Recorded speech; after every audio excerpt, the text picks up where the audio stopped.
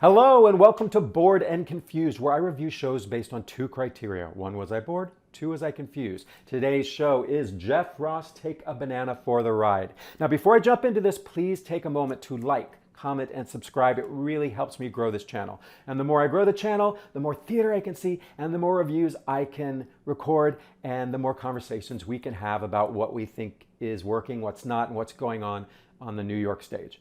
I love hearing your thoughts, whether you agree with me or you don't. It's always engaging and helps me to see theater through different eyes.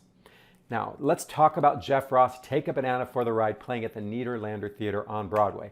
I'm familiar with Jeff Ross mostly as the Roastmaster General on Comedy Central. If you've ever seen these Comedy Central roasts, you've seen Jeff Ross. And you'll know that he's really good at being an insult comic.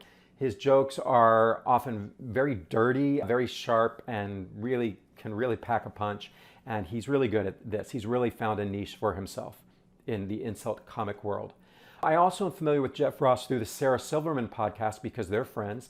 And on her podcast, I've seen a softer, menschier side of Jeff. Now, this show is really a combination of those two sides, of the Roastmaster and the Mensch. And I went into this show in a really good mood, expecting to have lots of laughs, and I did. Especially the first half hour was really kind of straight up stand-up comedy. But then the tone shifted, and the show became more about death and loss. We're going through Jeff's life, and first his mother dies when he's 14, and then his father dies when he's 19, and he goes to live with his grandfather on his mother's side, and of course, eventually the grandfather passes as well. And when the grandfather made his exit, I was like, great, let's get back to the comedy, no more death. But then the pandemic hits and he rescues a German Shepherd, and this German Shepherd is really old, and I was like, oh no, more death. And then he talks about the death of some of his comic friends like Gilbert Gottfried, Norm Macdonald, and Bob Saget. And we also talk about Jeff's own near-death experience with colon cancer, which I actually love that segment. Very funny jokes about colonoscopies, right? But in a 90-minute show, the body count for this show is pretty high. It reminded me of a show that Billy Crystal did called 700 Sundays, where Billy Crystal, whose father also died when he was a young age, he calculated that he would spend Sundays with his father and that he had approximately 700 Sundays with his father.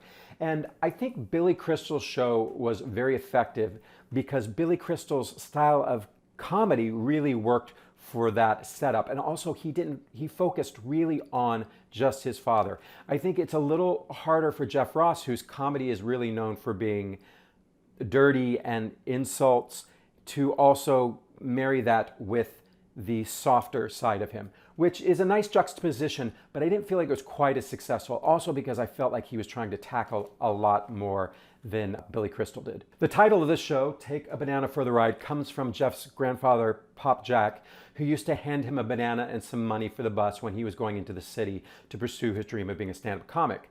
And he would say, "Champ, take a banana for the ride." And it was a way of saying, be prepared, you never know what you might need. And it's a sweet metaphor, and Jeff uses it throughout the show. Bananas are tough on the outside, soft on the inside, sweeter the more bruised they get, and stronger when they're in a bunch.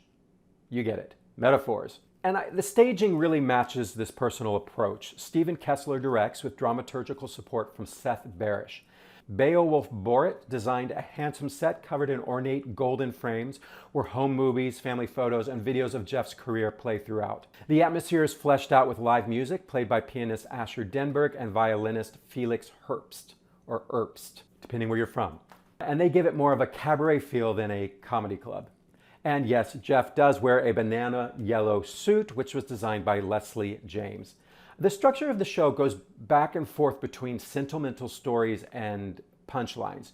Jeff reads letters from his parents that they wrote to him and to each other, and then he'll often end the sentimentality with a really well-placed joke. And I feel like that balance sometimes works well, but sometimes I just feel like we spent too much time in sentimental land. And as if you know me, you know I'm not a very sentimental person, and I kind of push back when I feel like things are purposely trying to pull at the heartstrings and get overly sentimental. But I think what we learn about Jeff Ross in this is that he is really just a big softie, and he's a very sentimental person who puts on this persona of the insult comic as kind of a defense. Sometimes I think the sentimental section slowed down the pace of the show. For example, the letters which he read from his parents, They were deeply meaningful to him, but I don't know if they always landed with me as an audience member. I found myself that I would rather that he just tell stories with his own comic timing and anecdotes instead of reading these letters that were never really meant to be read in front of an audience. I also felt like the sheer amount of loss that Jeff tries to cover in 90 minutes keeps the show from fully connecting. It's his parents, his grandfather, his dogs, his friends, his own health struggles. It's really a lot. Each story is valid and moving, but I thought piling them together sometimes held me at arm's length rather than pulling me in emotionally and really letting me connect with who Jeff Ross is as a person and why these people meant so much, and also giving me new insight. You know, it's something I really love, the one-man shows by Mike Birbiglia, who I think is the master. He's done like 6 or 7 of these shows. Some have come to Broadway. And he's really great at just taking a segment and one concept of life and really digging into it and expanding on it and giving the audience some insight that they may have not had before. I don't know if the banana metaphors were really like, aha. They were more like, oh, that's nice. There are some moments that I think really work in the show. I really love the segments about his colonoscopy, you know, bathroom humor there, but also he gave a Nazi German voice to his German Shepherd. So we had some kind of German Jew jokes. There's also, he sings a song about don't mess with the Jews, which was, I thought was a nice break to the speaking and was really enjoyable. And of course, at the end of the show, he does what he's known for. He walks into the audience and he roasts people on the spot. We also find out that a lot of people came to this show having experienced loss in their life, and I think maybe this was very cathartic for them. And he insults them and gives them a banana, and I think that's probably what they came for. So let's wrap this up. Was I bored? Not really, but I wasn't as engaged as I would have really liked to have been. But I was never really bored, and I wasn't confused by this. The structure of the show is very clear. It just didn't always land emotionally for me. But if you're a fan of Jeff Ross, you'll definitely enjoy seeing this different side of him. And if you've been through a lot of loss yourself, you may find it cathartic. And if you just want to see the Roastmaster General get a little mushy, here's your chance. Oh, one more note about the Nederlander Theater. It's an average-sized Broadway theater, a little bit on the larger side, but they are dressing the house, which means they're moving people closer to the stage. So even if you buy a ticket that's in the back, there's a really good chance that you're going to be moved forward. I got my ticket on TDF, and mine was actually really close to the stage, but the house manager moved us back to row G and put us on the aisle, and it was a perfect seat. So no complaints there. So that's Jeff Ross, Take a Banana for the Ride. Go check it out and let me know what you think. Did the balance of humor and sentiment work for you? Did you find it cathartic, or did you find it overly sentimental? Drop a comment below and let's have a discussion about it. And don't forget to like, comment, and subscribe so we can keep growing this channel together. Thanks again, and I'll see you at the next one. Don't bore me, don't confuse me.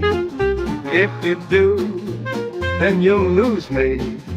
Don't wanna drift away, wanna stay inside the play. Keep me engaged, keep me amused.